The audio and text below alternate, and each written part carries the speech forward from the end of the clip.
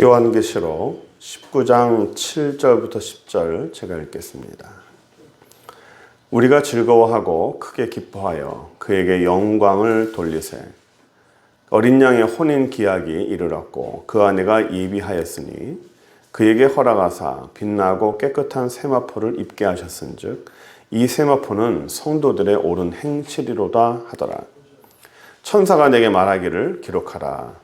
어린 양의 혼인잔치에 청함을 입은 자들이 복이 있도다 하고 또 내게 말하되 이것은 하나님의 참되신 말씀이라 하기로 내가 그 발 앞에 엎드려 경배하려 하니 그가 나더러 말하기를 나는 너와 및 예수의 증거를 받은 네 형제들과 같이 된 종이니 삼가 그리하지 말고 오직 하나님께 경배하라. 예수의 증거는 대언의 영이라 하더라. 아멘.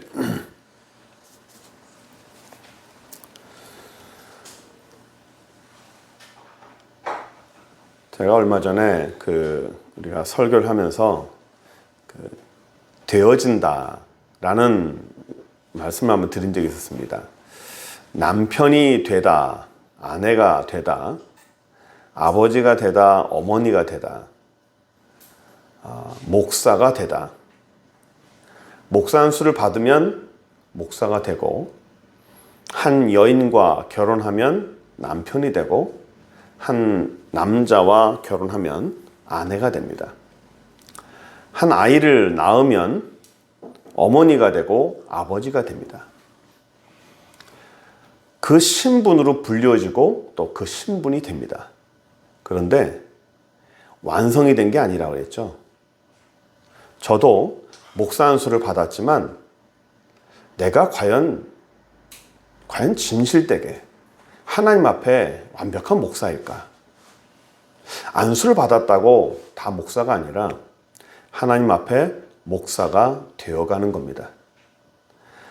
한 여인과 결혼해서 남편이 되고 아내가 된다면 그것은 결혼했기 때문에 남편이 아니고 결혼했기 때문에 아내가 아니라 꾸준하게 그 한 여인의 남편이라는 그 자리가, 그 모습이 되어 가도록 애쓰고 노력해야 됩니다.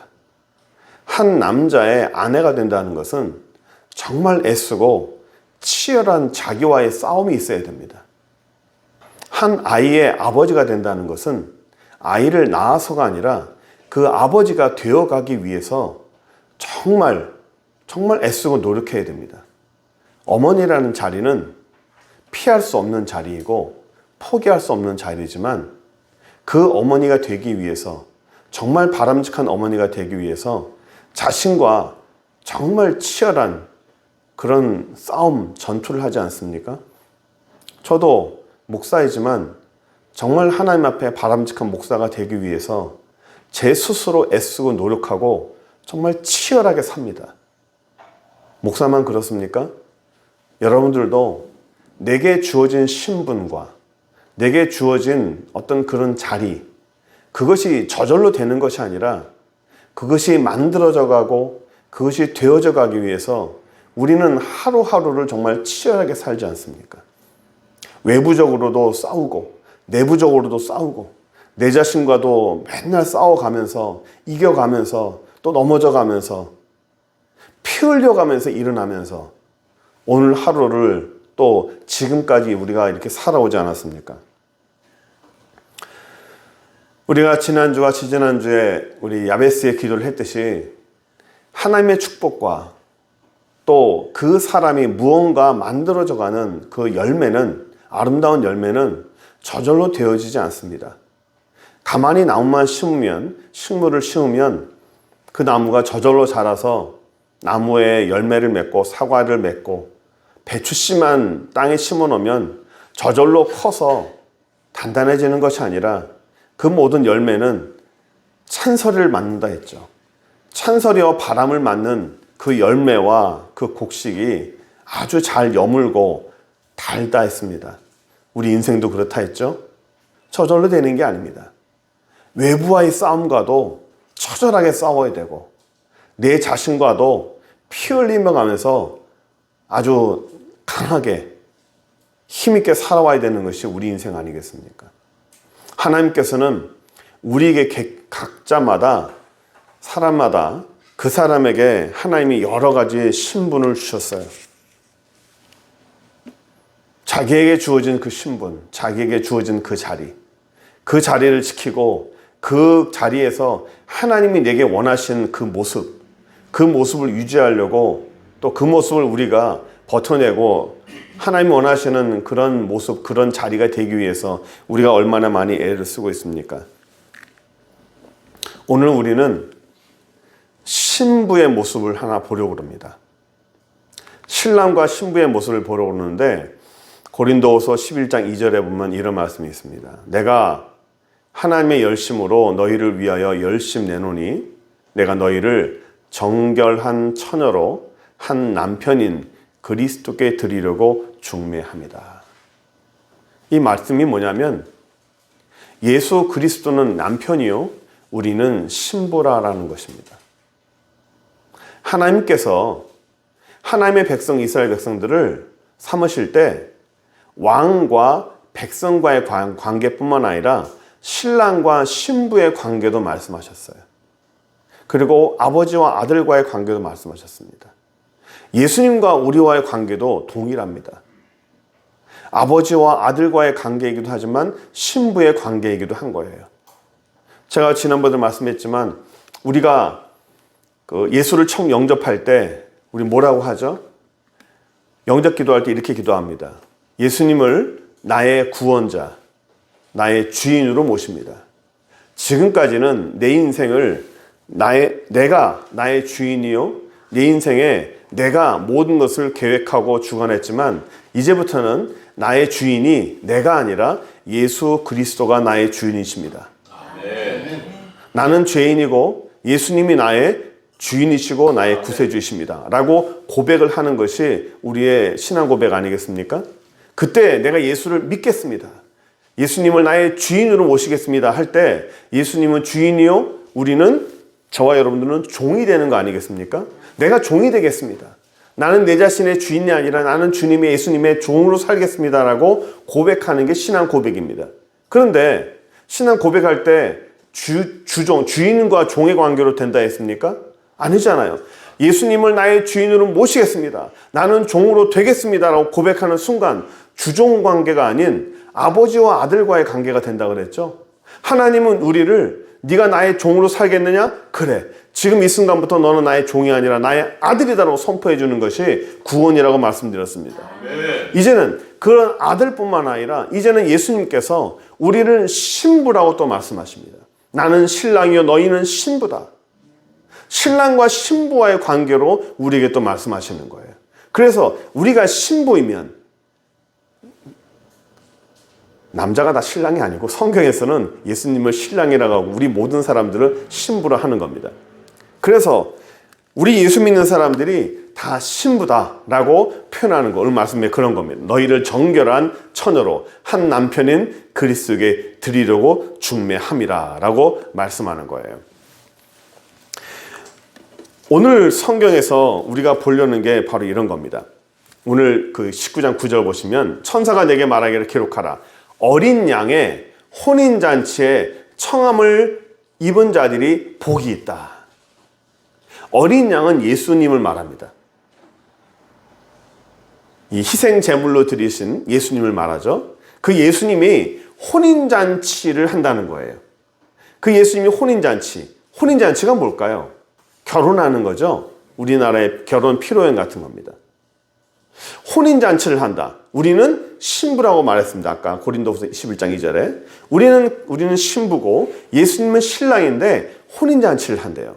이 혼인잔치란 예수님의 재림을 말합니다. 성경에서. 예수님께서 이 땅에 다시 오실 때 우리와 우리 모든 사람과 예수님과 혼인잔치를 하는 거예요.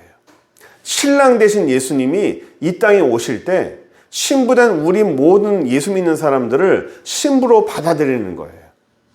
찬송할 때도 이런 게 있죠. 신랑 진랑 되신 예수께서 다시 오실 때 등불 들고 맞이할 준비가 됐느냐. 그 신부가 바로 우리 모든 사람들이에요. 그 신랑 되신 예수님이 한밤중에 갑자기 오실 때 준비가 됐느냐. 그 신부들이 준비가 됐느냐? 기름을 준비가 됐느냐? 우리가 신부요, 예수님은 신랑이라고 하는데 그 신랑은 언제 오십니까? 예수님 재림하실 때. 성경은 창세기부터 요한계시록까지 모든 것이 성경은 예언서예요. 그래서 그 예언이 다 맞아떨어졌어요. 전부 다 이루어졌어요. 구약의 모든 예언은 다 실현됐습니다. 다 실천되고 전부 다 이루어졌어요. 그런데 딱 한 가지, 아직 실현되지 않은 게 한 가지가 있어요. 그게 뭐냐면 예수님의 재림이에요. 수천 가지, 수만 가지가 전부 다 실현되고 전부 다 그 예언이 다 완성이 됐어요. 그런데 그 모든 예언 중에 단 한 가지가 아직 실현되지 않은 것은 바로 예수님의 재림이에요. 그 창세기부터 지금까지 모든 예언의 말씀들이 다 실현이 되었고 다 완성이 되었다면 마지막 남은 한 가지도 완성이 될까요? 안 될까요? 반드시 완성이 되는 거예요. 왜? 지금까지 모든 예언의 말씀들이 다 이루어졌기 때문에 나머지 하나도 반드시 완성이 된다는 겁니다. 예수님이 재림하신다는 거죠. 그 재림하실 때 우리에게 예수님의 왕국이 이루어지는 거예요. 하나님 예수 그리스도가 왕으로서 또 신랑으로서 우리에게 오시는 겁니다. 그날에 우리가 신부로서 예수님을 맞이하는 거예요. 맞이하는 것이 혼인잔치요, 그날이 바로 재림의 날이라 하는 것입니다. 우리가 고대하는 거예요. 신랑이 언제 오실까? 우리나라도 그 결혼식을 할 때, 고대 조선시대 때 결혼할 때 신랑이 신부 집으로 가죠. 신랑이 말을 타고 신부 집으로 갑니다. 그래서 신부 집에서 혼인잔치가 이루어져요. 그 신부는 신랑이 오는 것을 기다립니다.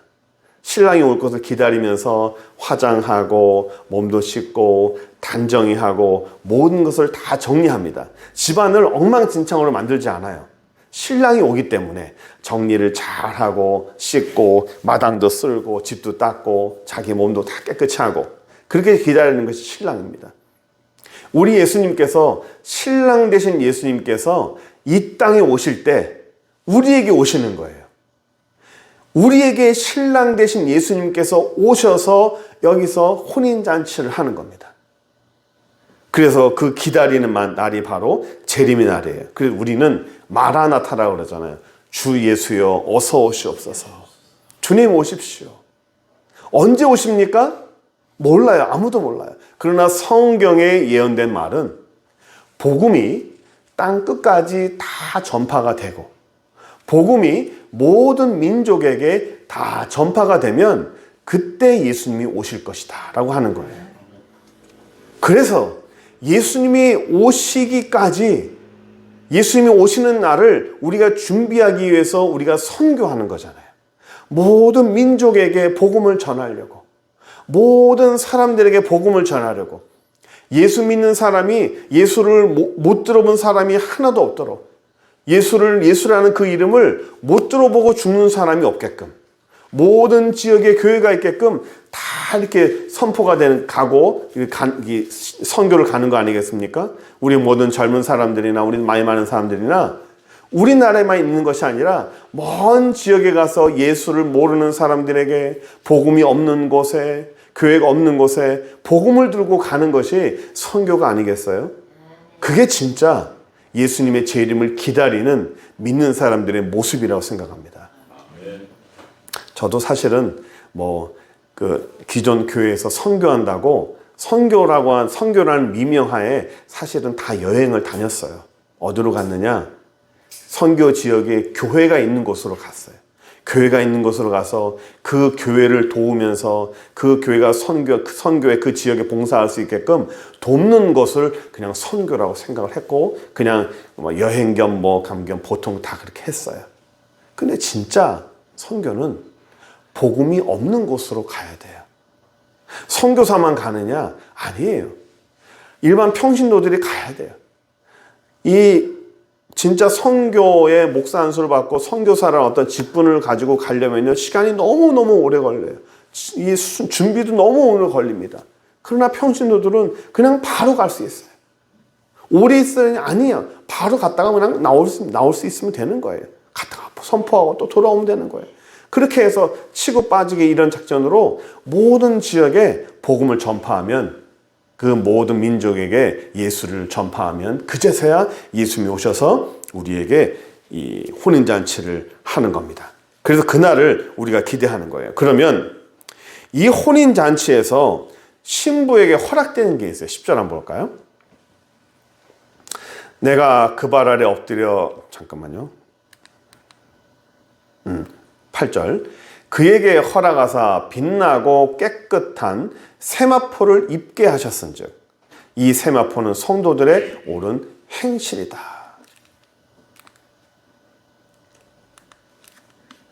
이 예수님께서 허락하시는 혼인잔치 때 그 신부에게 예수님이 뭘 허락하셨냐면 세마포를 허락하시는 거예요. 7절 한 다시 볼까요? 우리가 즐거워 크게 기뻐하여 그에게 영광을 돌리세 어린 양의 혼인 기약이 이르렀고 그 아내가 예비하였으니, 혼인잔치가 이제 되어가는 거예요. 언제쯤 모르지만 혼인잔치가 가까웠어요. 우리 예수님의 재림이 가까웠다는 거예요. 그 예수님이 가까울 때 우리 예수님께서 우리 신부들에게 뭘 허락하냐면 빛나고 깨끗한 세마포를 입게 하셨다는 거예요. 세마포를 입게 하셨는데 이 옷감이라는 거죠. 근데 이 세마포라고 하는 이 원단이 성도들의 옳은 행실이다라고 성경에는 그 세마포에 대한 해석을 해놨어요. 그 세마포가 뭐냐? 성도들의 옳은 행실이다. 옳은 행실. 옳은 행실이 뭘까요? 성도들의 옳은 행실. 마지막 날에 예수님이 재림하실 때 우리가 혼인잔치를 하는데 그 혼인잔치에서 입고 올 세마포를 예수님께서 신랑이 먼저 보내줬다는 거예요. 그래서 우리가 그 세마포를 입는다는 겁니다. 세마포가 뭘까? 근데 성경에서는 그 세마포가 옳은 행실이다라고 성경이 말하고 있는 거예요. 옳은 행실. 우리는 딱 떠오르는 생각이 뭐냐면 도덕적으로 또 윤리적으로 바른 삶이 아닌가라고 탁 떠오르지 않습니까? 옳은 행실 하니까 올바른 삶, 도덕책과 같은 그런 삶. 성경에서 예수님께서 우리에게 도덕을 얘기할까요? 우리에게 윤리를 얘기할까요? 하나님은 우리에게 도덕이나 윤리를 말하지 않으세요. 윤리를 잘 지키는 사람이 하나님이 기뻐하는 사람이라고 말하지 않아요. 그건 세상에 그런 건 많아요. 그런 거 많습니다. 그러나 하나님께서 우리에게 원하시는 이 옳은 행실이라는 이런 의미는, 세마포 옳은 행실이란 예수님과 같이 하는 행동이에요. 그게 뭔지를 제가 한번 설명해 드릴게요. 보세요. 우리는, 제가 그때 구원에 대해서 설명하면서, 복음을 설명하면서 우리는 예수 그리스도의 피의 옷을 입었다고 그랬죠. 예수님께서 십자가에서 돌아가실 때 예수님의 피의 옷을 우리는 다 입고 있어요.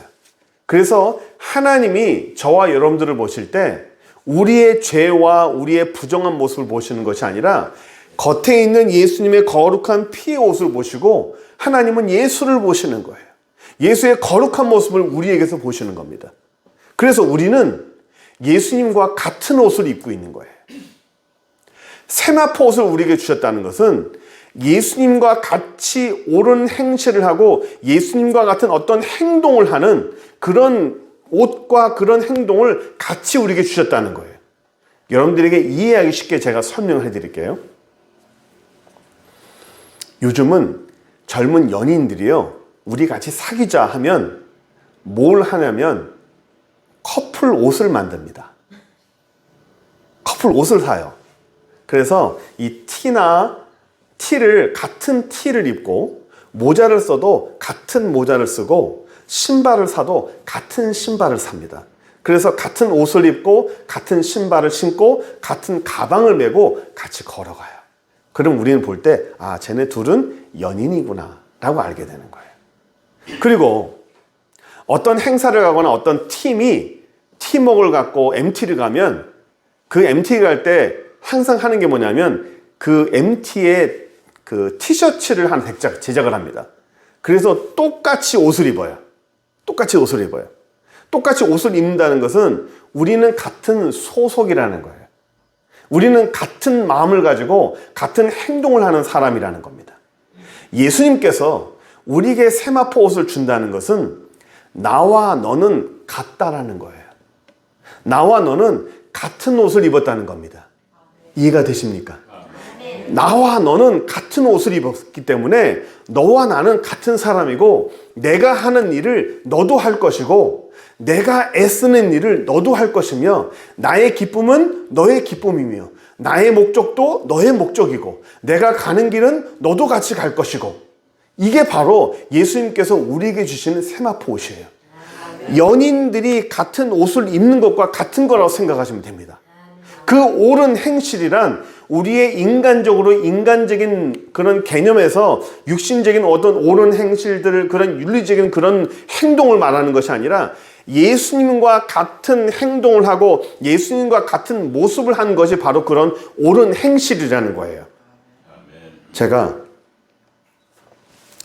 이 얘기를 좀 더 여러분들에게 이해하기 쉽게 하나 더 부연해서 말씀드리겠습니다. 얼마 전에 밤에 늦게 이렇게 이 영시 기도를 할 때 기도하는 가운데 하나님 뭔가 이렇게 이상한 걸 하나 보여줬어요. 그게 뭐냐면, 우리 예수님인데 저희 교회, 우리 교회라는 배를 타셨어요. 배를 탔는데 하나님이, 우리 주님이, 예수님께서 노를 젓고 계시는 거예요. 이 배를 움직이기 위해서 예수님이 직접 노를 젓고 계세요. 그 노를 젓고 계시는데 저와 여러분들에게 원하시는 게 뭐였냐면, 이리 와서 나와 같이 이 노를 젓자. 나는 나 혼자 이 노를 젓고 내가 애쓰고 노력하는 걸 원하는 것이 아니라, 나와 같이 여기에 동참해서 같이 이 노를 젓자라고 원하시는 거였어요. 바로 이런 겁니다.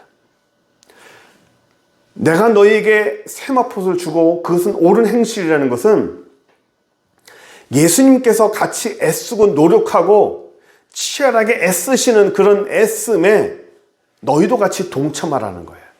내가 노를 저을 테니까 너도 같이 노를 져라. 내가 노 젓는 것을 바라만 보지 말고 같이 옆에 앉아서 같이 노를 젓자. 이것을 우리 주님께서 우리에게 원하시는 거였어요. 귀 있는 자는 들을지어다. 우리 예수님께서 원하시는 게 바로 이런 겁니다. 교회라는 것은 배예요. 그 배는 저절로 움직이지 않습니다. 목사가 노젓는 것이 아니라 예수님이 노를 젓고 계시더라고요.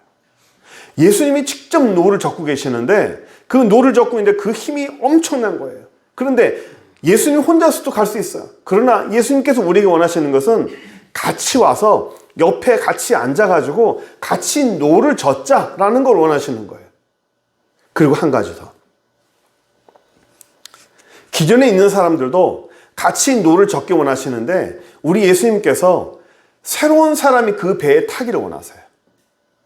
새신자겠죠? 새로운 사람이 배에 타기 원하시는데, 어떤 사람이 배에 타기 원하시냐면 같이 노를 저을 수 있는 사람을 타기 원하시는 거예요. 손님이 타는 게 아니라, 손님이 타면 어떻게 하죠? 손님들은 그냥 가만히 계세요. 우리가 노 저을게요. 그냥 가만히 계시고 편하게 계세요. 노는 우리가 젓겠습니다. 이게 아니고, 우리와 똑같이, 예수님과 똑같이 같이 힘을 쓸 그럴 노 젓는 사람을 예수님께서 원하시는 거예요. 이 교회는 손님이 필요 없어요. 샘물교회는 손님이 필요한 것이 아니라, 관찰자가 필요한 것이 아니라, 같이 노를 젓고 예수님과 같이 옷을 입고 예수님과 같이 노를 젓고 같이 힘쓰고 애쓰고 노력하고 치열하게 사는 그런 사람을 우리 주님께서 원하시는 겁니다. 우리 샘물교회는 저와 여러분 모든 사람들이 같이 힘써 노를 젓는 그런 사람 되길 원하십니다. 올 한 해 같이 노를 젓고 힘써 애쓰는 그런 한 해가 되길 간절히 축원합니다. 또 하나, 여기 보시면 19장 9절에 천사가 말하기를 기록하라. 이 어린 양의 혼인잔치에 청함을 입은 자들이 복이 있다고 그랬어요. 이 마지막에 혼인잔치에 청함을 입은 자들이 복이 있다. 이 배에 탄 자가 복이 있습니다. 이 배에 탄 자가 복이 있는 줄 믿으시기 바랍니다. 그래서 제가 우리 교회에 올해 이 전반기에 혼인잔치를 2번 열려고 그래요. 첫 번째 혼인잔치는 3월 19일 날, 그리고 두 번째 혼인잔치는 5월 28일 날 열려고 합니다. 우리 포스터 보시면 알겠지만 이 포스터 만드느라고 제가 어제 그냥 아주 애를 많이 썼어요. 이 컴퓨터로 만드는 거는 쉽게 만들어졌는데 기계하고 싸운다고 아주 그냥. 여기 보시면 첫 번째 혼인잔치는 3월 19일인데 조금만 하면 되겠죠? 근데 아마 그 이상이 넘어질 것 같아요. 또 하나는 5월 20일 맨 마지막 주입니다. 이거는 진짜 총동원 주일이에요. 다 모이려고 그래요. 무조건 끌어모으는 겁니다. 두 번에 우리가 혼인잔치를 하려고 그래요.